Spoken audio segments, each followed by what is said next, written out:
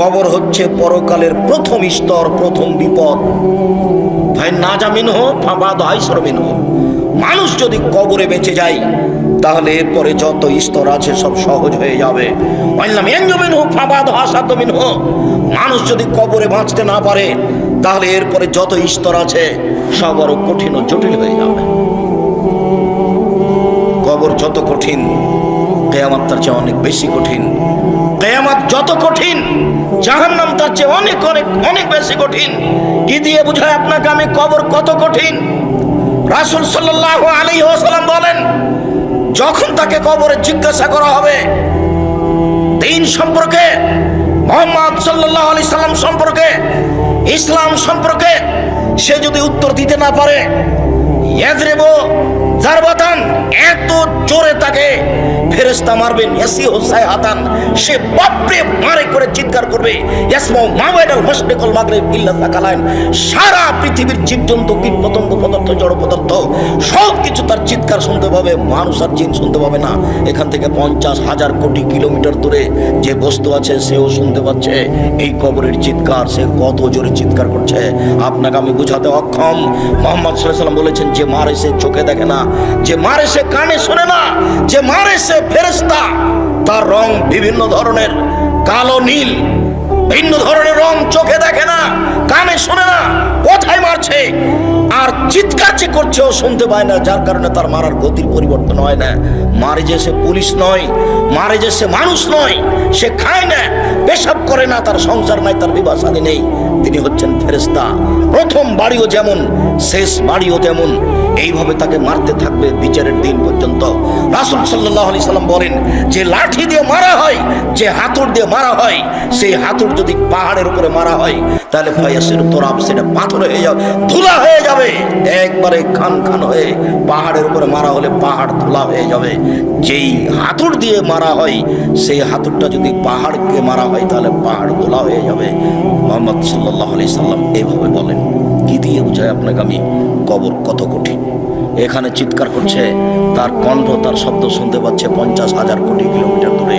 যে মানুষ, যে জীবজন্তু আছে, জিন আর মানুষ ব্যতীত যেই পদার্থ, জড় পদার্থ আছে, সে শুনতে পাচ্ছে কবরের শাস্তি, শুনতে পাচ্ছে গিলাসটা, কবরের শাস্তি শুনতে পাচ্ছে বক্সটা, কবরের শাস্তি শুনতে পাচ্ছে বাল্বটা, কবরের শাস্তি শুনতে পাচ্ছে এই মাইক, সব কিছু শুনতে পাচ্ছে কবরের চিৎকার। কিন্তু মানুষ এবং জিন শুনতে পায় না। শুনতে পাইলে সে বাঁচত না। আপনাকে আমি বুঝাতে পারি কবর কি জিনিস। রাসূল সাল্লাল্লাহু আলাইহি সাল্লাম দিন রাত কবরের শাস্তি থেকে বাঁচতে চাইতেন। যখনই তিনি জানাজায় দাঁড়াতেন তখন লোকটার জন্য কবরের শাস্তি থেকে আল্লাহর কাছে বাঁচতে চাইতেন, আল্লাহ তুমি তাকে কবরের শাস্তি থেকে বাঁচাও। সম্মানিত দিনী ভাই বোন, বাড়ির পিছন দিকে যে 2 হাত 2.5 হাত গর্ত করে কবর করা হয়েছে, তার নাম কবর নয়। সেটাই যদি কবর হতো তাহলে যাকে বাঘে খেয়ে নিল তার কবর কোথায়? কবরস্থানে 2-2.5 হাত যে কবর করা হয় সেটাই কবর নয়। সেটাই যদি কবর হতো তাহলে যে আগুনে জ্বলে ছাই হয়ে গেল তার কবর কোথায়? সেটাই যদি কবর হতো তাহলে যে পানিতে ডুবে হারিয়ে গেল তার কবর কোথায়? মরার পর থেকে নিয়ে বিচারের দিন পর্যন্ত একটা দীর্ঘ সময়ের নাম কবর, যাকে বলা হয় আলামে বারজাক। এই দীর্ঘ সময়ের নাম কবর, এটা কোনো জায়গা, কোনো স্থান নয়। সম্মানিত দিনী ভাই বোন, এই দীর্ঘ সময়ের ভালোটা হলো ভালো, খারাপটা হলো খারাপ। মানুষটা যদি ভালো হয়, মরার পরে ফেরেশতা যখন জিজ্ঞাসা করবেন তখন যদি তার উত্তর ঠিক হয় তাহলে ফেরেশতা বলবেন, নামকা নামাতিল আরুসে লাইকুদুইলা আবালিহি, তুমি ঘুমিয়ে যাও বাসর রাতের ঘুমানোর মতো, যাকে কেউ জাগাবে না তার অতীব প্রিয় মানুষ ছাড়া। তুমি ঘুমিয়ে যাও বাসর রাতের ঘুমানোর মতো, যাকে কেউ জাগাবে না অতীব প্রিয় মানুষ ছাড়া। যখনই তাকে ঘুমাবে, ঘুম থেকে জাগাবে, তখনই সে একটু কষ্টবোধ মনে করে বলবে, এখনই তো মাত্র ঘুমালাম, কেমন হয়ে গেল, এখনই তো ঘুমালাম, কেন আমাকে এভাবে উঠানো হলো? তার এইরকম একটা পরিবেশ থাকবে। অথচ সেই লোকটা কবরে ঘুমিয়ে আছে 4,000 বছর থেকে, 10,000 বছর থেকে। তার মানে ভালো মানুষের কবরে থাকার সময়সীমা হলো বাসর রাতের সমান। তা 2 ঘন্টা হতে পারে, 2.5 ঘন্টা হতে পারে, 3 ঘন্টা হতে পারে। এটা হলো ভালো মানুষের কবরের সময়সীমা। আর যারা খারাপ মানুষ তারা তো আপনাকে আর আমি কি দিয়ে বুঝাই। কবরের শাস্তিকে স্বপ্নের মতো বলা যেতে পারে। আপনি পাশে বসে আছেন, আপনার ভাই শুয়ে আছে, ঘুমিয়ে আছে, গোখরা সাপ তাকে দংশন করছে, সে বাপরে মারে করে চিৎকার করে পালিয়ে যাচ্ছে ঘুমের ঘরে। এরপরে তার ঘুম ভেঙে গেল, ঘুম ভাঙতে দেখতে পাচ্ছে গমা সাপ কত বড় ছিল, রং কেমন ছিল, কিভাবে কে দংশন করছে, সে সব কিছু এখন অক্ষরে অক্ষরে বলে দিতে পারবে ঘুম থেকে উঠে। কিন্তু যে পাশে বসে আছে সে কিছুই দেখতে পায় না। বুঝাতে পারিনি কথা মনে হয়। এরকম হলো কবরের শাস্তি। আপনি কবর খনন করে সাপ দেখবেন এ কথা ঠিক নয়। ওই যে একটা কাগজে লেখা ছিল যে জনৈকে ইমাম সৌদি আরব থেকে ইমামতি করার পরে মসজিদ থেকে বের হয়ে একটা কবর খনন করে দেখলেন যে একটা লাশকে সাপ পেঁচিয়ে ধরে আছে। তারপরে বলে দিলেন যে এইটা ফটোকপি করে যে যত বিতরণ করতে পারবে সে তত ভালো। একেবারে নগদ মিথ্যা কথা। কবরের শাস্তি মানুষ দেখা তো বহু দূরের কথা, শুনতে সক্ষম নয়। কবরের শাস্তি দেখা তো বহু দূরের কথা, মানুষ শুনতে সক্ষম নয়। অতএব কবরের শাস্তিকে আপনার রেকর্ডিং করে বা একটা রূপক পরিকল্পনা করে সাজিয়ে মানুষকে দেখানো হারাম। এটা মানুষের পক্ষে সহজ সম্ভব নয়। কবরের শাস্তি, কবর যত কঠিন কিয়ামত তার চেয়ে অনেক বেশি কঠিন। কিয়ামত যত কঠিন জাহান্নাম তার চেয়ে অনেক অনেক অনেক বেশি কঠিন। কি দিয়ে বুঝায় আপনাকে আমি জাহান্নাম কত কঠিন, কিয়ামত। লাকে ইব্রাহিম আবাহু আজার, বিচারের মাঠে ইব্রাহিম আলাইহিস সালাম তার পিতা আজরের সাথে সাক্ষাৎ করবেন। আজরের সাথে সাক্ষাৎ করে বলবেন আলাম আকুল্লাহ আল্লাহ তাসিনি, আব্বা আপনাকে আমি বলিনি যে আপনি আমার নাফরমানি করিয়েন না? কতবার বলেছিলাম আব্বা আপনি আমার নাফরমানি করিয়েন না, আপনি আমার কথা শোনেন, আপনি আমার কথা শোনেন। তখন তার পিতা আজর বিচারের মাঠে বলবে আলিয়ামুল্লাহ আসিকা, বেটা আজকে তোমার নাফরমানি করব না, যা বলবে সেটা আমি মানব। তখন ইব্রাহিম আলাইহিস সালাম বলবেন প্রতিপালক, আমার পিতা আজকে জাহান্নামে যাবে আর আমি জান্নাতে যাব, এর চেয়ে বড় অপমান কি হতে পারে? আইয়ো খিজি রাজদা মিন আবিলাবাদ, আজকে আমার পিতা জাহান্নামে যাবে আর আমি জান্নাতে যাব, এর চেয়ে বড় অপমান কি হতে পারে? আমি ইব্রাহিম এটাকে সবচেয়ে বড় অপমান মনে করছি। তখন আল্লাহ তাআলা বলবেন ইব্রাহিম শুনে রেখো, তোমার পিতা আমার নবীকে মানেনি, তোমার পিতা আমার নবী ইব্রাহিমকে মানেনি, অতএব আজকে তোমার কথা রক্ষা হবে না। তোমার পিতার চেহারা আকৃতি পরিবর্তন করে দেওয়া হলো, সাপের আকৃতি করে দেওয়া হলো। ইব্রাহিম আলাইহিস সালাম সে তার নিজের পিতাকে হাত দিয়ে ধরে জাহান্নামে নিক্ষেপ করবেন। যদিও অপরিচিত শব্দ ব্যবহার করা হয়েছে যে তার পিতাকে সাপে পরিণত করা হবে, তারপর তার পা ধরে, সাপের পা ধরে জাহান্নামে নিক্ষেপ করা হবে। বাস্তবত ইব্রাহিম আলাইহিস সালাম নিজেই করবেন। যখন তার পিতার আকৃতি পরিবর্তন হয়ে যাবে তখন তিনি নিজে ধরে তাকে জাহান্নামে নিক্ষেপ করবেন। বিচারের মাঠে আল্লাহ তাআলা বলবেন এই বাচ্চা, ওই ছেলেটা ওভাবে হাঁটছে কেন? ও তো আরো মানুষ তার দিকে দেখলে তো আমার কথা বুঝতে পারবে না। দয়া করে কোনো কাজ দেখায়েন না, কিছুক্ষণ অপেক্ষা করেন। আমি আব্দুল্লাহ বিন ফজল নই যে ভোর পর্যন্ত বক্তব্য দেবো। আমি অত কোরআন হাদিস জানি না, সারা রাত বক্তব্য করি না। আপনি দয়া করে নিজের কোনো কাজ দেখাবেন না। আমি আপনার জন্য এসেছি কষ্ট করে। মহিলা মানুষ আপনাকে বলছি, ঢং ঢং করে এসেছেন, ঢং ঢং করে গল্প করতে করতে যায়েন না। আপনার একটা লজ্জাবোধ থাকা দরকার, আপনার একটা ইতস্তবোধ থাকা দরকার, একটা আপনার হায়াবোধ থাকা দরকার। আপনি মহিলা মানুষ, আপনার একটু শরম হয় না কেন? আপনার একটু হায়া হয় না কেন? এত গল্প করেন কেন? ঢং ঢং করে গল্প করতে করতে আসলেন, আবার চলে যাচ্ছেন। আপনি বুঝতে পারেন না যে আমি মহিলা মানুষ, আমার একটা লজ্জার ব্যাপার আছে, আমার একটা শরমের ব্যাপার আছে। জাহান্নাম মহিলা দিয়ে ভরা, দিন রাত সঞ্চয় হুঁশ হয় না। জাহান্নাম বলতে নারীকে বুঝায়, জাহান্নাম বলতে নারীকে বুঝায়। এ কথা আমরা তো বলিনি, এ কথা মুহাম্মদ সাল্লাল্লাহু আলাইহি ওয়াসাল্লাম বলছেন। আল্লাহ রাসূল বলছেন আমি জাহান্নামের দিকে তাকিয়ে দেখলাম অধিকাংশই নারী। আবু হুরায়রা রাদিয়াল্লাহু আনহু, এই ছেলে তুমি এভাবে সাড়া দিবা না কথায়, চুপচাপ বসে থাকো, তুমি লজ্জাবোধ করো। তোমার মাই তো এখানে বসে আছে ছোট ব্লাউজ পরে, তোমার শরম হয় না? তোমার ইতস্তবোধ হয় না? তুমি বলে দিও তোমার মা যেন এরকম ছোট ব্লাউজ পরে আর দিন না কাটায়, সময় না কাটায়। তোমারও তো ইতস্তবোধ হওয়া দরকার। তোমার বাপ এখন দাড়ি চেঁচা এখানে বসে আছে, ঢং দেখাচ্ছ। ধর্মকে পাগল পেয়েছো বাপ বেটা? নিজেকে মুসলমান মনে করো, দিন ধর্ম মেনে চলার চেষ্টা করো। সময় সে আর কোনো পথঘাট মানুষের কাছে নেই। অতএব লজ্জাবোধের দাবি রাখি।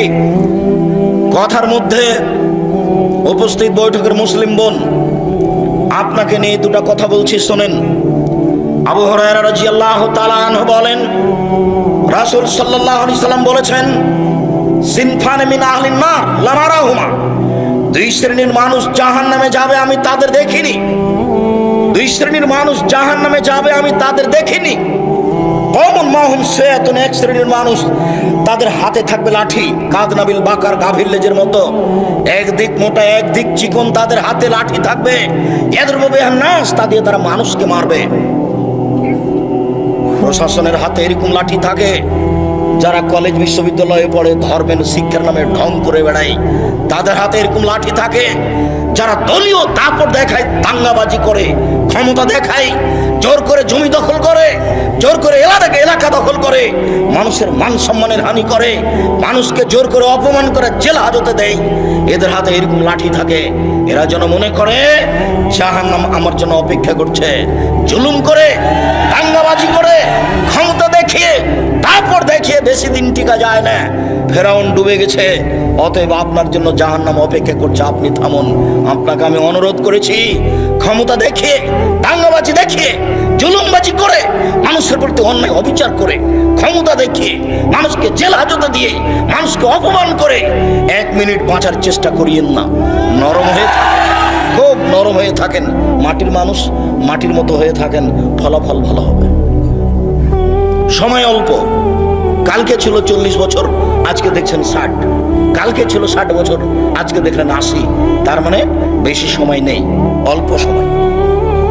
আদম সন্তানকে, অন্তত মুহাম্মদ সাল্লাল্লাহু আলাইহি ওয়াসাল্লামের উম্মতকে বেশি সময় দেওয়া হয়নি।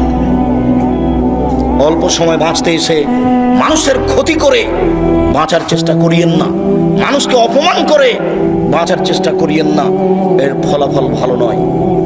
রাসূল সাল্লাল্লাহু আলাইহি ওয়াসাল্লাম বলছেন, কেউ যদি কারো মান সম্মানের হানি করে, তাহলে সেই দিন আসার আগেই যেন হাত ধরে সমাধা করে নেয়, যেদিন কোনো টাকা পয়সা থাকবে না।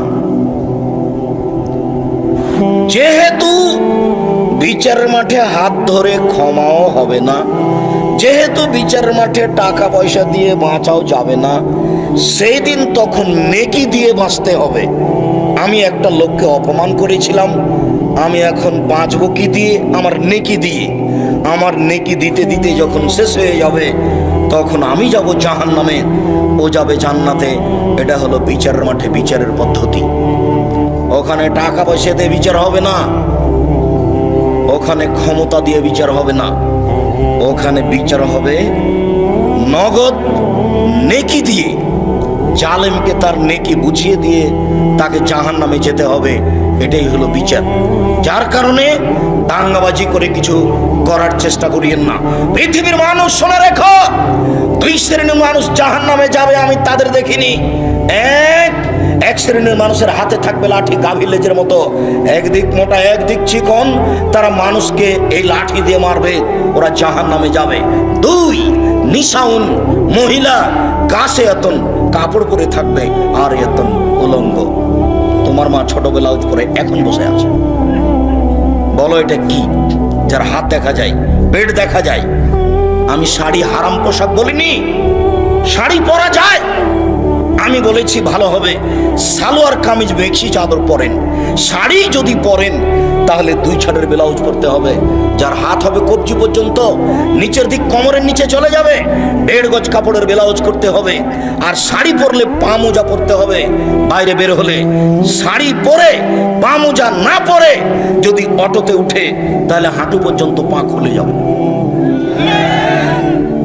এই পোশাক পরে তোমার মা বাইরে যেতে পারে না।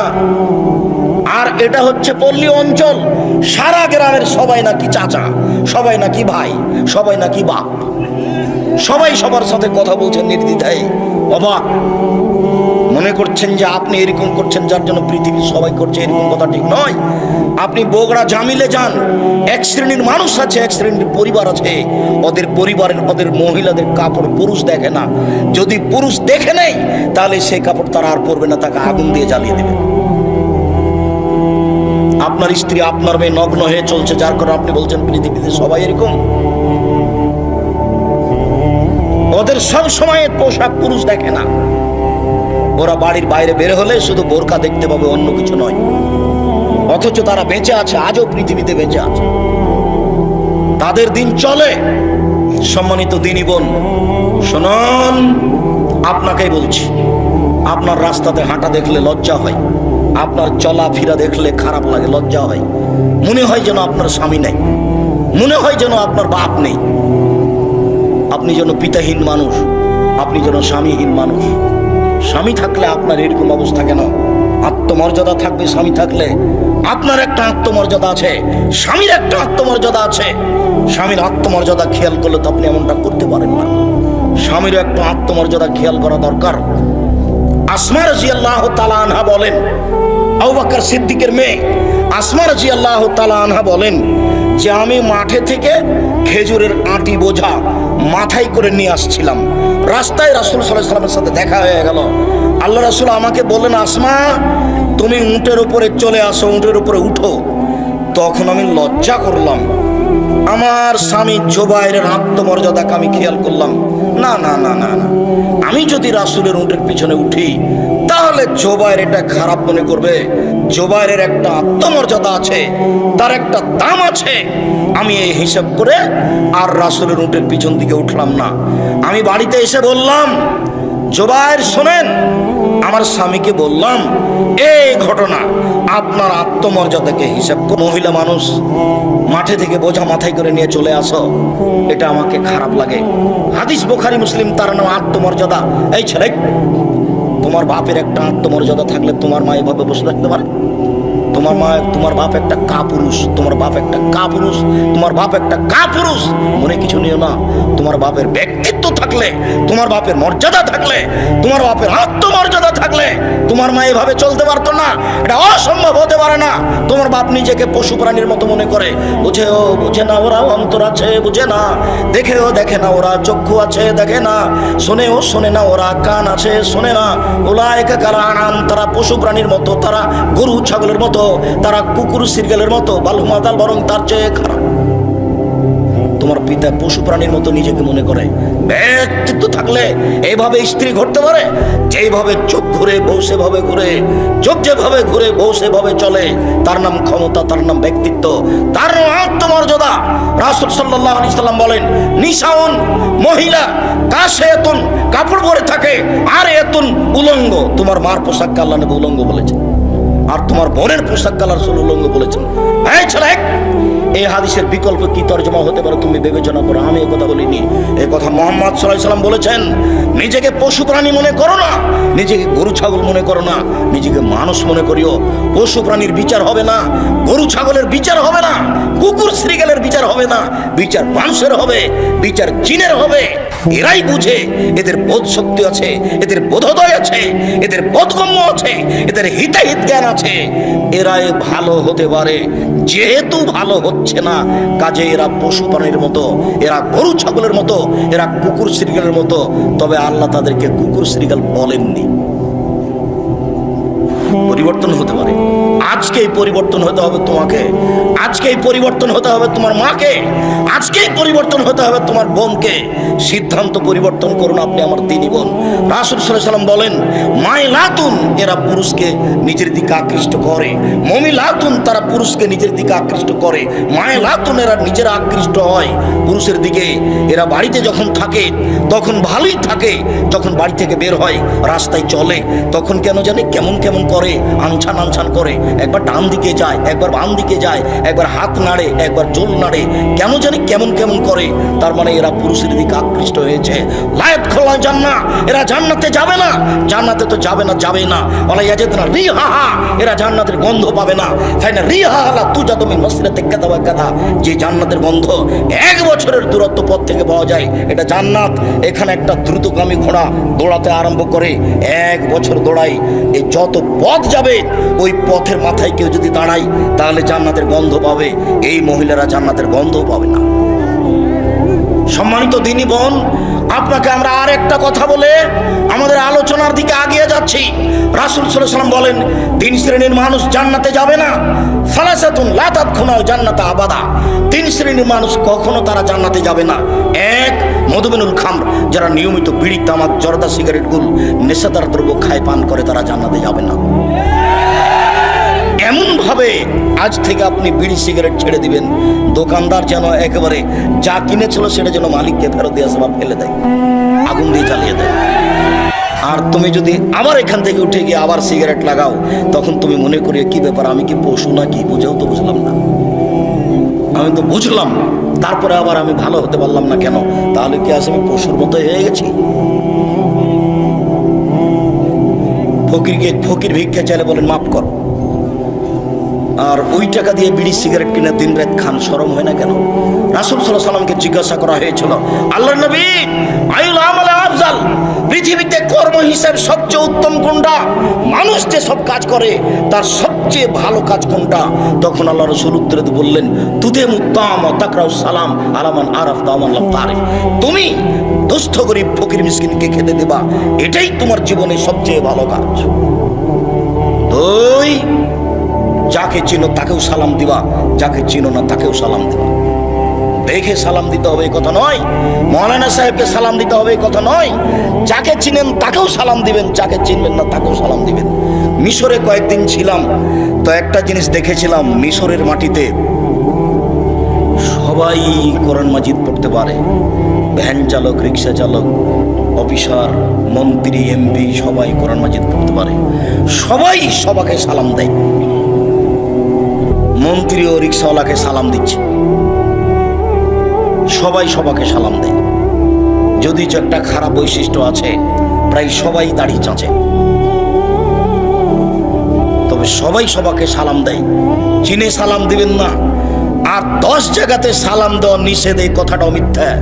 তার মধ্যে এক জায়গা হচ্ছে যখন খাচ্ছে তখন সালাম দিতে হবে না, এই কথাটা মিথ্যা। আপনারা খাচ্ছেন এই জন্য সালাম দিচ্ছি না, মনে কিছু নিয়েন না। এতগুলি বাক্য চললো আর আসসালামু আলাইকুম চলবে না? কেমন ধর্ম? বলছে আব্দুর রাজাক সাহেব, আপনি তো খাচ্ছেন সেজন্য সালাম দিলাম না। তো এগুলো তো চলছে কথা, তো সালামটাই চলে না। ফেকার বইয়ে লেখা আছে 14 জায়গাতে সালাম দেওয়া নিষেধ, তার মধ্যে এটাও আছে। পাবনা যাচ্ছি তো এক লোক অজু করছে, আমি সালাম দিয়েছি, তা আমাকে বলছে অজু করার সময় সালাম দেওয়া যায় না। তো আমি বলছি যে কোথায় আছে? আছে। কোথায় আছে? আছে। তারপর অনেক কথা, আল্লাহ মাফ করো, অজু করার সময় সালাম দেওয়া যায় না, এ কোন কথা? রাসূল সাল্লাল্লাহু আলাইহি ওয়াসাল্লাম বলছেন যাকে চিনো তাকেও সালাম দিবা, যাকে চিনো না তাকেও সালাম দিবা। মোবাইলের রিং হচ্ছে, অন করে দিয়ে আপনি সালাম দেন। হিন্দু হোক, মুসলমান হোক, বৌদ্ধ হোক, খ্রিস্টান হোক, সে যেই হোক না কেন, ডোম হোক, চামার হোক, হাঁড়ি হোক, সে যেই হোক না কেন, মুচি হোক, মেথর হোক, আপনি তাকে সালাম দিবেন। যদি আপনি নাম্বারে চিনতে পারেন যে হিন্দু, তাহলে আপনি সালাম দিবেন না, তাহলে আপনি বলবেন জি ধন্যবাদ, কি বলছিলেন। যদি আপনি চিনতে না পারেন, সে যেই হোক, পশু প্রাণী, গরু ছাগল, যে আপনার সাথে কথা বলছে, আপনি তাকে সালাম দিবেন। রাসূল সাল্লাল্লাহু আলাইহি ওয়াসাল্লাম বলছেন তুমি যাকে চিনো তাকেও সালাম দিবা, যাকে চিনো না তাকেও সালাম দিবা। হাদিস তো বুখারী মুসলিম, এটা আপনি কি বুঝলেন? মোবাইলের নাম্বার দেখে আপনি চিনতে পারছেন না, অতএব আপনাকে আর বিবেচনা করতে হবে না। আর আপনাকে তো বলেছি আপনি হ্যালো বলিয়েন না, হ্যালো কুকুরকে বলে। হ্যালো কাকে বলে ডাকে? কুকুরকে বলে ডাকে। কই, আমি তো আপনাকে কোনোদিন বলিনি হ্যালো, আমি তো আসসালামু আলাইকুম বলি। সবাই যে বলছে, মৌলানা সাহেবও বলছে, তো মৌলানা সাহেব বলছে, তো আমি কি করবো? আমি বলিনি কোনোদিন, আমি হ্যালো শব্দ ব্যবহার করি না। হ্যালো বলে কুকুরকে ডাকে।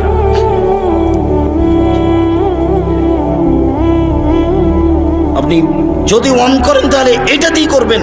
বলছিলাম সম্মানিত দিনী ভাই বোন, সবচেয়ে উত্তম ভালো কাজ রাসূল সাল্লাল্লাহু আলাইহি ওয়াসাল্লাম বললেন ফকির মিসকিনকে খেতে দেওয়া। বিড়ি সিগারেট খেয়ে টাকাটা নষ্ট করলেন, আর ফকিরকে 10টা টাকা দেওয়ার জন্য আপনি ভারী মনে করলেন, বললেন যে মাফ করো। তা করবেন কেন? আমি তো জানি না আপনি জামিয়া সালাফিয়াতে টাকা পয়সা পাঠান কিনা। যদি আমি বলেছি যে আপনার টাকা ছাড়াও জামিয়া সালাফিয়া গড়বে, কিন্তু আপনি তো নেয়ামতপুর থানার মানুষ, আপনি আমার কাছের মানুষ, আপনি আমার দিনী ভাই, আপনি আপনার দিনী বোন। আমি জানি না আপনার টাকা পয়সা জামিয়া সালাফিয়াতে খরচ হয় কিনা। মাসে 26 লক্ষ বেতন লাগে। তা আপনার কয়টা টাকা আছে এখানে? আমি বলেছি আপনার টাকা না হলে জামিয়া সালাফিয়া গড়বে ইনশাআল্লাহ। তবে আমি কথা বলেছি যে আপনার টাকা ছাড়া হয়ে যাক, এটা আমি চাইনি। পতিতালয়ের মহিলা যদি কুকুরকে পানি পান করে জান্নাত পেতে পারে, পতিতালয়ের মহিলা যদি কুকুরকে পানি পান করে জান্নাত পেতে পারে, তাহলে জামিয়া সালাফিয়া 10টা টাকা দান করে জান্নাত হবে ইনশাআল্লাহ। আপনাকে আমি জামিয়া সালাফের মুখপত্র পত্রিকা মাসিক আল ইতিসাম পত্রিকা পড়তে বলেছি। 10 জন মুফতি আছে, একাধিক জন লোক আছে, কর্মচারী আছে, লক্ষ লক্ষ টাকা তার পিছনে খরচ হয়, আর আপনি 20, 25, 30 টাকা খরচ করেন না। কৃপণতা আমাকে দেখিয়ে আপনি মনে করিয়েন না যে আব্দুল রাজ্জাক সাহেবকে ঠগিয়ে দিয়েছে, এটা আপনি মনে করিয়েন না। আমি জীবন বাজি রেখে প্রাণপণে চেষ্টা চালিয়ে যাচ্ছি সঠিক ধর্ম জাতির সামনে পেশ করা, মুখে কলমে মিডিয়ায়।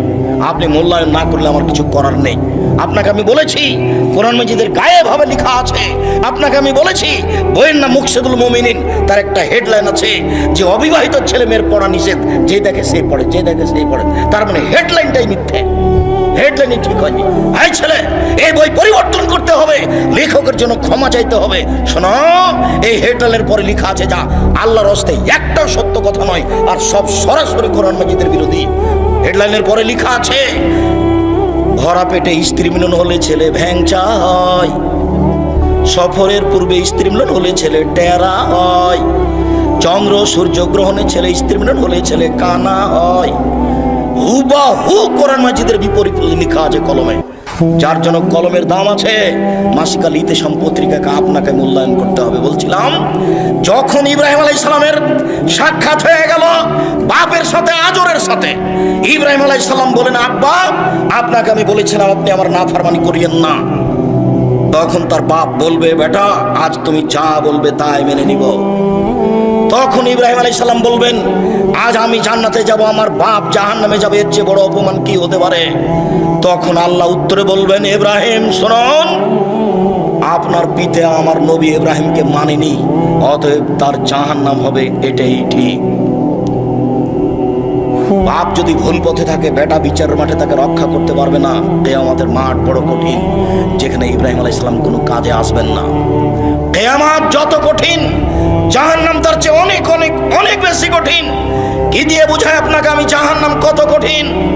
মহান আল্লাহ বলেন, ফাম্মা মান সাকালাত মাওয়াজিনুহু, বিচারের মাঠে, ফাম্মা মান খাফফাত মাওয়াজিনুহু, বিচারের মাঠে যার নেকির পাল্লা হালকা হয়ে যাবে, তার থাকার জায়গা হবে অতীব গহ্বর হাবিয়া। মুহাম্মদ সাল্লাল্লাহু আলাইহি ওয়াসাল্লাম আপনি বলতে পারেন হাবিয়া কি জিনিস? হাবিয়া নামক জাহান্নামের পরিচয় আপনার জানা আছে? আল্লাহ বলবেন, আমি বলি নারুন হামিয়া, তা হচ্ছে জ্বলন্ত উত্তপ্ত আগুন।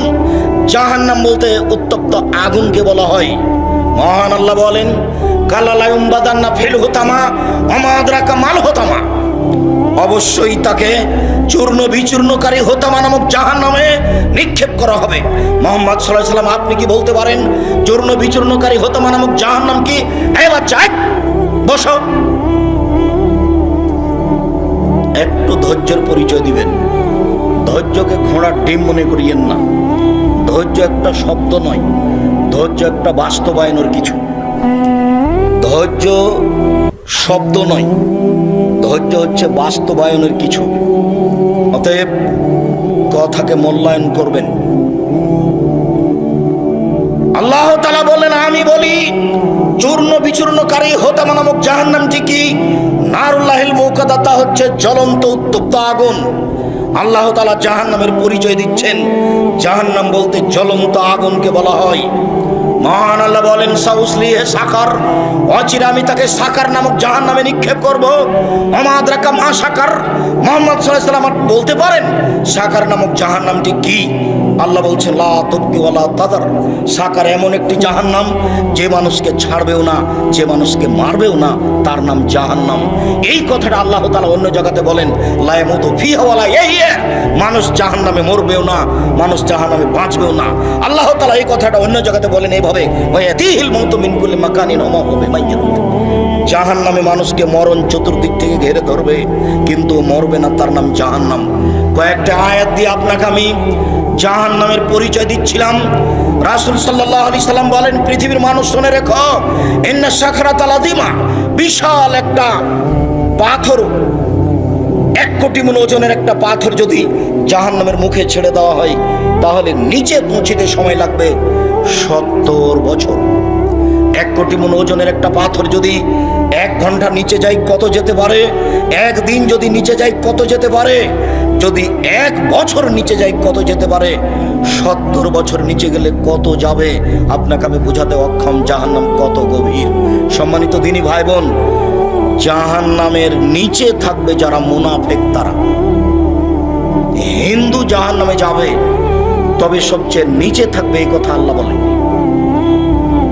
যারা মুনাফিক, দোকানে বসে মানুষের বদনাম করে, এরাই হলো মুনাফিক। এর কথা ওকে লাগায়, এরাই হলো মুনাফিক। ঝগড়া করলে অশ্লীল কথা বলে, এরাই হলো মুনাফিক। মানুষের ক্ষতি করে, যে এরাই হলো মুনাফিক। আজান হয়ে গেছে তবু মসজিদের সামনে না গিয়ে, মসজিদে না গিয়ে দোকানে বসে গল্প করে, এরাই হলো মুনাফিক। মুনাফিক জাহান্নামের সবচেয়ে নিচে থাকবে, এই কথা আল্লাহ তাআলা বলেন। জাহান্নামের পরিচয় দিতে গিয়ে জাহান্নামীদের একটু পরিচয় দিই। রাসূল সাল্লাল্লাহু আলাইহি সাল্লাম বলেন একজন জাহান্নামীর গায়ের চামড়া হবে 42 হাত মোটা। রাসূল সাল্লাল্লাহু আলাইহি সাল্লাম বলেন একজন জাহান্নামীর দাঁত হবে উহুদ পাহাড়ের সমান। উহুদ পাহাড় 4 কিলোমিটার প্রশস্ত, 8 কিলোমিটার লম্বা, নিচে কত আছে তা মানুষ জানে না। রাসূল সাল্লাল্লাহু আলাইহি সাল্লাম বলেন একজন জাহান্নামের উরু রান হবে বাইজা পাহাড়ের সমান, যার দৈর্ঘ্য হচ্ছে 39 কিলোমিটার লম্বা। সম্মানিত দিনী ভাই বোন, রাসূল সাল্লাল্লাহু আলাইহি সাল্লাম জাহান্নামীদের পরিচয় দিতে গিয়ে বললেন একজন জাহান্নামীর বসার জায়গা হবে মক্কা থেকে মদিনা 450 কিলোমিটার পথ।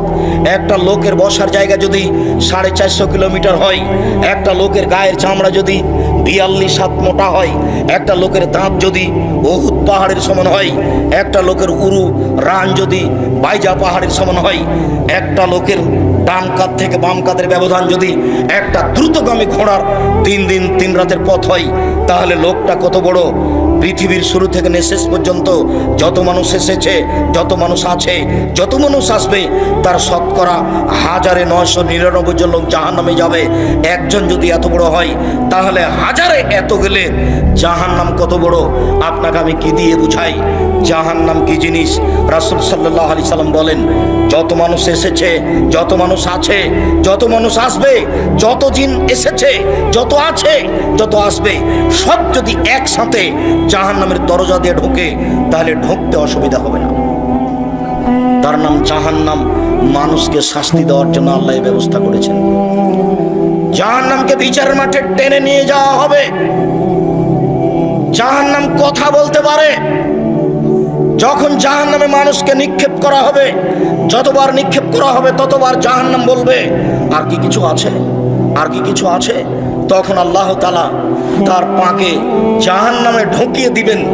তখন জাহান্নাম এনজাবি বাজেলা বাজিন, তার কিছু অংশের মধ্যে লেগে একেবারে আঁটোসাঁটো হয়ে যাবে।